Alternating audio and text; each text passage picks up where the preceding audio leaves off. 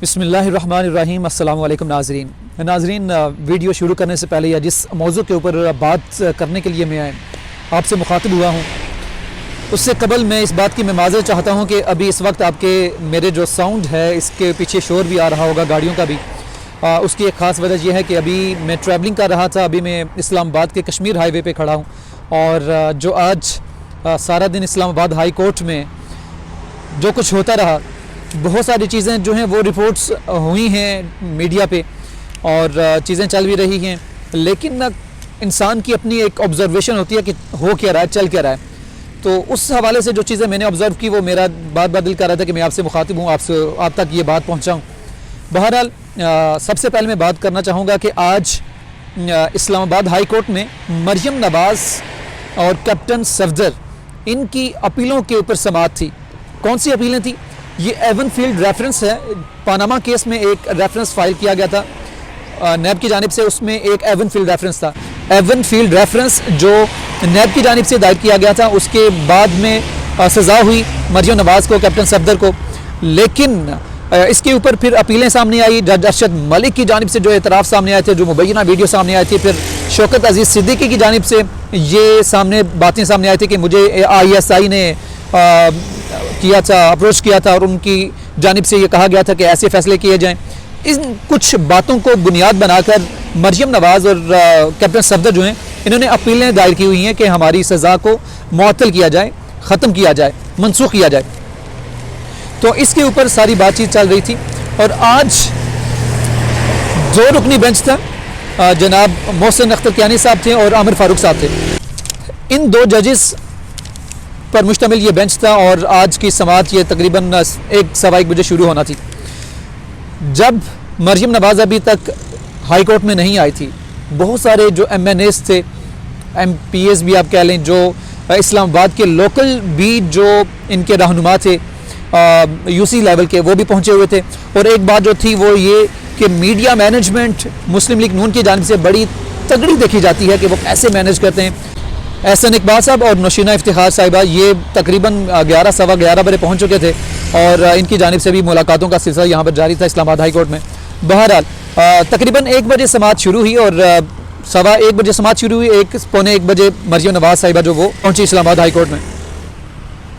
یہاں پر جو دلچسپ بات دیکھنے کو ملی وہ یہ تھی کہ جو مریم نواز صاحبہ کی جانب سے عرفان قادری صاحب جو سابق اٹارنی جنرل تھے وہ پیش ہوئے ایز ایڈوکیٹ ان کے، اور جبکہ پروسیکیوٹر کی جانب سے بھی 2-3 وکلاء پر مشتمل ان کی نیب کی جانب سے ایک ٹیم تھی۔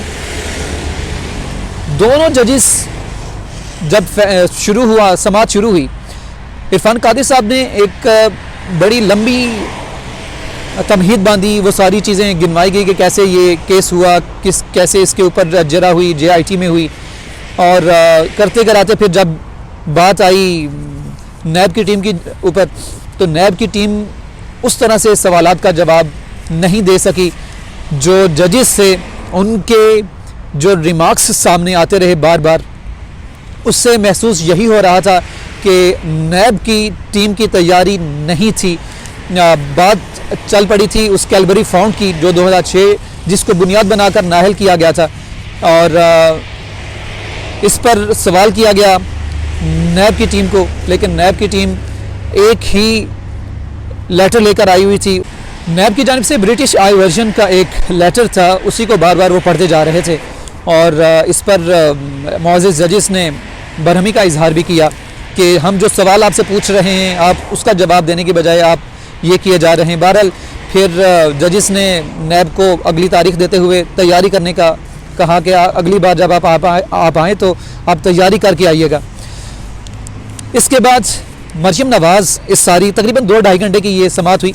مریم نواز اس ساری سماعت کے دوران اپنی نشست پر بیٹھی رہی، ان کے ساتھ مریم اورنگزیب صاحبہ تھی، ثانیہ عاشق صاحبہ تھی، اور پرویز رشید بالکل ان کے ساتھ بیٹھے ہوئے تھے۔ اس کے ساتھ ساتھ ان کے جو شوہر نامدار ہیں جناب کیپٹن ریٹائرڈ صفدر صاحب وہ بھی تھے، اور ہم نے ایک چیز یونیک سی دیکھی کہ مریم نواز کمرہ عدالت میں انہوں نے نماز بھی ادا کی اپنی چیئر پہ بیٹھ کر۔ کسی نے پھر ان کو کہا کہ ایسا نہ کریں، تو وہ دوران نماز ہی انہوں نے اس کو منسوخ کر دیا. تسبیح وہ بار بار مسلسل پڑھتی رہی.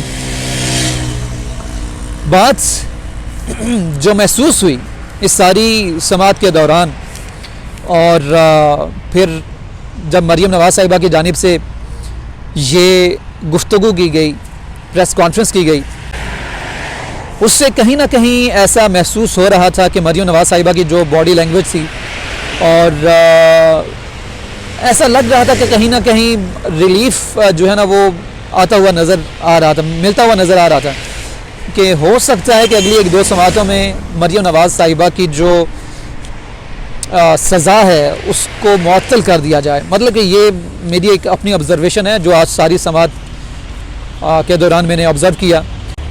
آنے والے دنوں میں اگر نیب کی جانب سے ایک اچھی تیاری کے ساتھ اپنا وہ مقدمہ پیش کرتے ہیں تو کچھ بھی ہو سکتا ہے, لیکن آج کی جو سماعت تھی اس سے تو ایسا لگ رہا تھا کہ مریم نواز صاحبہ کو کہیں نہ کہیں آگے جا کر وہ ریلیف مل سکتا ہے. سوالات جب ہوئے میڈیا کی جانب سے تو ایک بڑا مزے کا سوال تھا کہ جیسے کہ سننے میں آ رہا ہے کہ موجودہ حکومت کے خلاف وزیر اعظم عمران خان کے خلاف اپوزیشن جو ہے وہ عدم اعتماد لانے کی تیاریوں میں ہے. تو کچھ ہی مہینے پہلے مریم نواز صاحبہ کی جانب سے یہ کہا گیا تھا کہ عدم اعتماد وہی لا سکتا ہے جس کو اسٹیبلشمنٹ کی حمایت حاصل ہوگی.